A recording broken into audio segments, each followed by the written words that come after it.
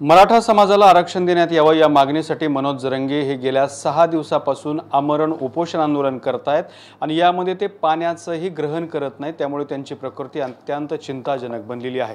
त्यामुळे अनेकांच्या मनात हा प्रश्न पडतोय की पाण्याशिवाय माणूस किती दिवस उपोषण करू शकतो, किती दिवस जिवंत राहू शकतो। याच प्रश्नांची उत्तरे देण्यासाठी आपल्यासोबत छत्रपती संभाजीनगर मधले सुप्रसिद्ध डॉक्टर आहेत, डॉक्टर प्रशांत चव्हाण। सर, काय सांगाल तुम्ही? मनोज जरंगे उपोषण करतायत, पाणीही ग्रहण करत नाहीयेत, किती दिवस माणूस बिना पाण्याचा राहू शकतो?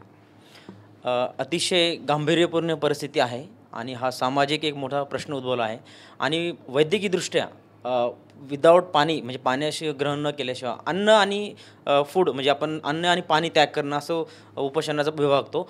अन्न त्याग केल्यावर बरेच दिवस माणूस राहू शकतो, पण पाणी त्याग केल्यानंतर माणूस 3 दिवसाच्या वर जास्त दिवस राहू शकत नाही। मॅक्सिमम 5 दिवस माणूस पाण्याचा त्याग केल्याशिवाय राहू शकतो, अन्यथा अतिशय गंभीरपूर्ण असे स्वास्थ्यावर वैद्यकीयदृष्ट्या परिणाम दिसून येतात।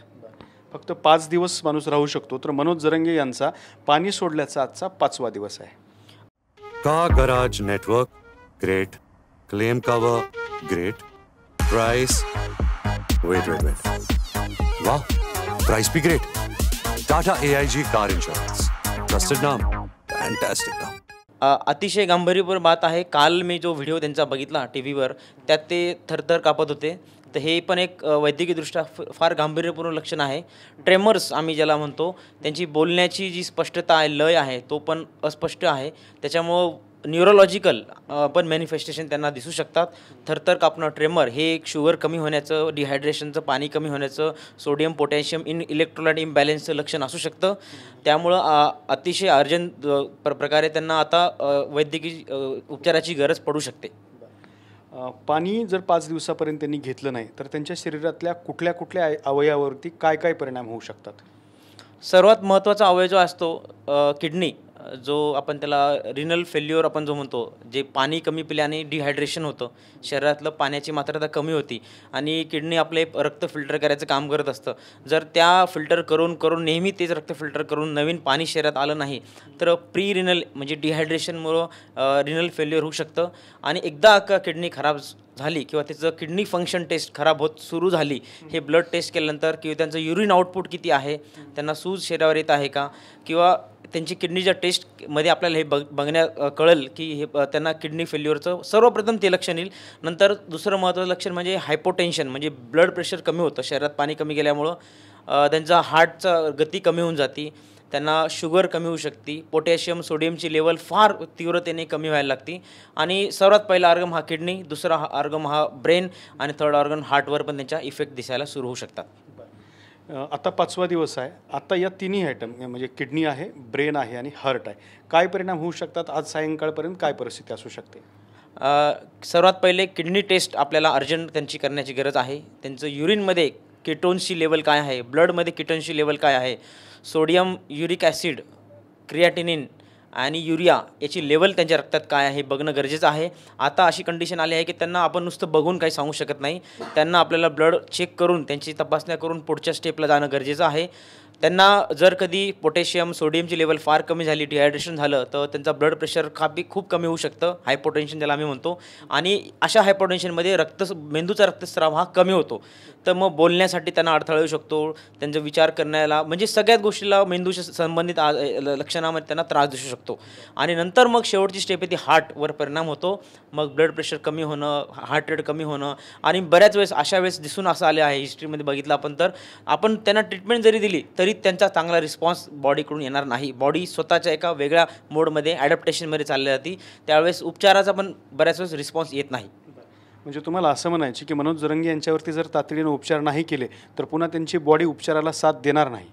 हे बघा, जसं तुम्ही 5 दिवस म्हणताय, मेडिकल रेकॉर्ड मी जे काही बघितले, हे माझ्याकडे जे काही जर्नल आहे, ब्रिटिश मेडिकल जर्नल किंवा आपलं west journal, medical progress journal आहे, याच्यामध्ये 5 ते 7 दिवस हा फार क्रिटिकल पिरियड सांगितलेला आहे। जर आपण पाणी पण त्याग केलं तर वरून बघून काही सांगू शकत नाही, मी असं त्यांना चेक केल्याशिवाय काही सांगू शकत नाही, पण नक्कीच त्यांच्या शारीरिक, मानसिक आणि वैद्यकीयदृष्ट्या शरीरावर गंभीरपूर्ण परिणाम दिसू शकतात।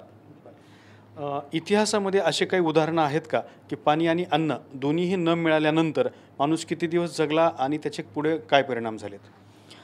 बघा हे खूप कॉमन प्रश्न आम्हाला सध्या विचारलं जाते डॉक्टर फॅटर्नीला की किती दिवस माणूस राहू शकतो पाण्याविना किंवा अन्नाविना. अन्न त्याग केला, मी पहिले अन्न त्याग सांगतो, कारण पाणी त्याग करणं हा फार कमी रेफरन्सेस आपल्याला हिस्ट्रीमध्ये पण भेटतात की पाणी पण बंद केले आणि अन्न पण बंद केले, अशी फार कमी उदाहरणं आहेत. पण अन्न त्याग केल्याचं आपण सांगू शकतो की किती दिवस माणूस अंदाजे सांगू शकतो किती दिवस राहू शकतो. पण याच्यासाठी त्या व्यक्तीची शारीरिकदृष्ट्या रचना कशी आहे हे बघणं गरजेचं आहे.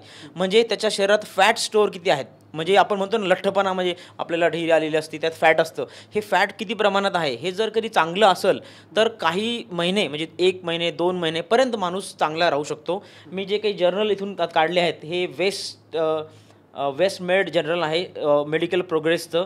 हा पेपर मी बघतोय हा 1982ला पब्लिश झाला होता. यामध्ये एक डिटेल स्टडी केली होती. तो व्यक्ती 42 दिवस बिना अन्नाचा राहिला पण पाणी तो घेत होता. तर पहिले 1.5 लिटर नंतर 1 लिटर पाणी पर डे घेत होता. तर ह्या जर्नलमध्ये अतिशय त्याचं नाव जर्नलचं मी सांगतो, fasting the history pathophysiology and complication. ह्या जर्नलमध्ये त्यांनी क्लिअर कट सांगितले जर त्या व्यक्तीचा बॉडी मास इंडेक्स हा 18.5च्या कमी असेल फास्टिंग सुरू करण्यापूर्वी तर त्या व्यक्तीला ते फास्टिंग जास्तीत जास्त टिकता येणार नाही. गांभीर्यपूर्ण शारीरिक आणि वैद्यकीयदृष्ट्या लक्षण त्याला दिसू शकतात.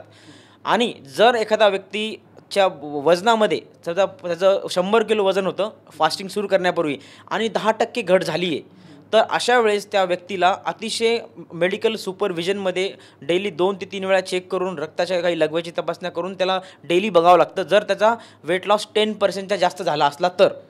जर तुम्हाला त्याचं हंगर स्ट्राईक करण्यापूर्वीचं वजन तुम्हाला माहीत नाही आहे पण त्याचा बॉडी मास इंडेक्स हा 16.5च्या खाली गेला आहे. आता मनोज जरांगे पाटील यांच्याकडे बघून असं वाटतंय की त्यांच्या शरीरामध्ये फॅट स्टोअर कमी असण्याची शक्यता आहे, तर त्याच्यामुळं ते जास्त काळ हा फास्टिंग टिकू शकणार नाही अशी शक्यता दिसते आहे. त्यांची हिस्ट्री बघितली मागच्या महिन्यातच ते फास्टिंगला होते, जो काही दुर्घटना झाली त्यावेळेस पण ते फास्टिंगच करत होते, त्यानंतर पण त्यांनी 8 ते 10 दिवस फास्टिंग केली. तर कंटिन्यूस त्यांचं शरीर एका स्ट्रेसमधून जात आहे. आणि आता तर त्यांनी मागच्या वेळेस मी बघितलं त्यांना व्हिडिओमध्ये त्यांना सलाईन चालू होती, आता तर सलाईन नाही पाणी नाही. त्याच्यामुळं अशा वेळेस आपण हिस्ट्री जर बघितली तर विदाऊट पाणी 3 ते 5 दिवस खूप डिफिकल्ट होतं आणि प्रत्येक व्यक्तीवरती डिपेंड करतं. त्याच्यामुळं असा काही हिस्ट्रीमधला एक्झॅक्ट डे आपल्याला सांगता येणार नाही. त्यांची कंडिशन रोज मेडिकल चेकअप होणं गरजेचं आहे. मेडिकल डॉक्टरांच्या तज्ज्ञांकडून त्यांची उपचार आता देखरेखीखाली करणं गरजेचं आहे. ह्या प्रकारे त्यांना आपल्याला बघता येईल की जसं भगतसिंगने 119 दिवस उपोषण केलं होतं पण ते पाणी घेत होते. आपलं रिसेंट उदाहरण घ्यायचं तर आपल्या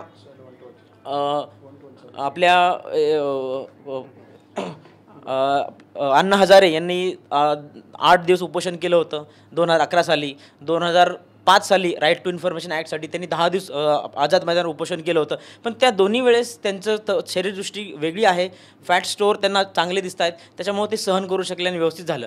दुसरं एक महत्त्वाचं उदाहरण जे इंडियाकडून आपल्याला भेटतं आहे की आयरोम शर्मिला ह्या ज्या आयरन लेडी ऑफ मणिपूर म्हणल्या जातात, त्यांनी ते जो ॲक्ट तिथे लावला होता मणिपूरमध्ये, त्यांनी ते उपोषण चालू केलं होतं 2000ला 5 नोव्हेंबरला. त्यांनी 16 वर्ष अन्नत्याग केला होता. पण त्यांना 3ऱ्या दिवशी सरकारने अटक करून त्यांना मेडिकल सुपरविजनखाली ठेवलं आणि 21व्या दिवशी त्यांना नेसो गॅस्ट्रिक फिडिंग म्हणजे नाकातून नळी टाकून अन्न त्यांना चालू केलं. त्यांनी स्वतःनी 16 वर्ष काहीच ग्रहण नाही केलं पण त्यांना नाकातून अन्न पाणी किंवा बाकीचे सगळे एलिमेंट्स महत्त्वाचे हे सरकारतर्फे पुरवले गेले होते. त्याच्यामुळे त्यांचा जगामध्ये सर्वात हंगर स्ट्राईक स्वतःहून तोंडाने काही घेतलेलं असं नसेल तर ते आयरोमा शर्मिला यांचं आहे. त्यांना आयरन लेडी ऑफ मणिपूर पण म्हणतात. आणि 2017 साली 9 ऑगस्ट 2017 साली त्यांनी आपलं उपोषण सोडलं आणि राजकारणात येऊन त्यांनी आपली भूमिका मांडण्याचा प्रयत्न केला.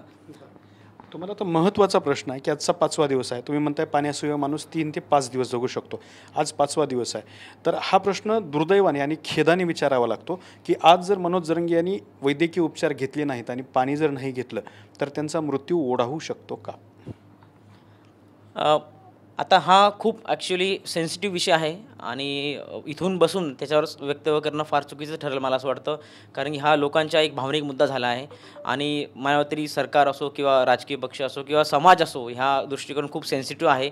तर नक्कीच परिस्थिती गंभीरपूर्ण होऊ शकते, मी असं सांगू शकतो. त्यांच्या ह्या काय होऊ शकतं याच्यावर मी टिप्पणी करणं टाळेल कृपया.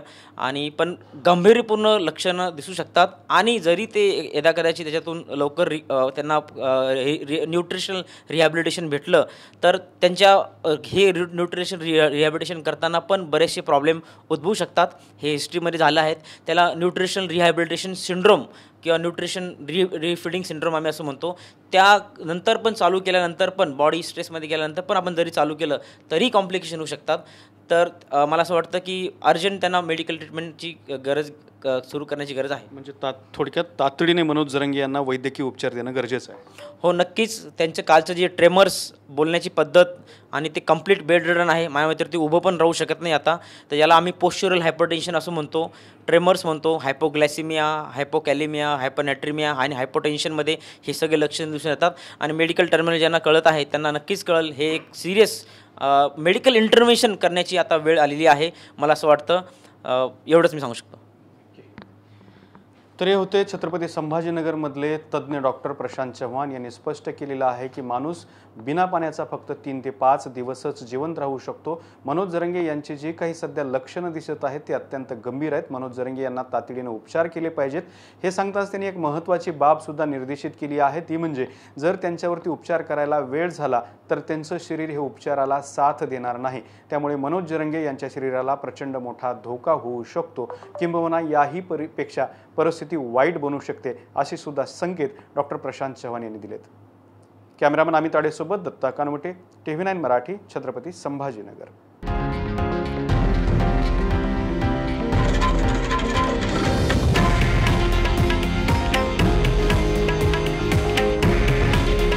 हे आहे देशातील नंबर 1 न्यूज नेटवर्क आणि आपण पाहत आहात TV9 मराठी. काळजी तुमची, हित महाराष्ट्राचं.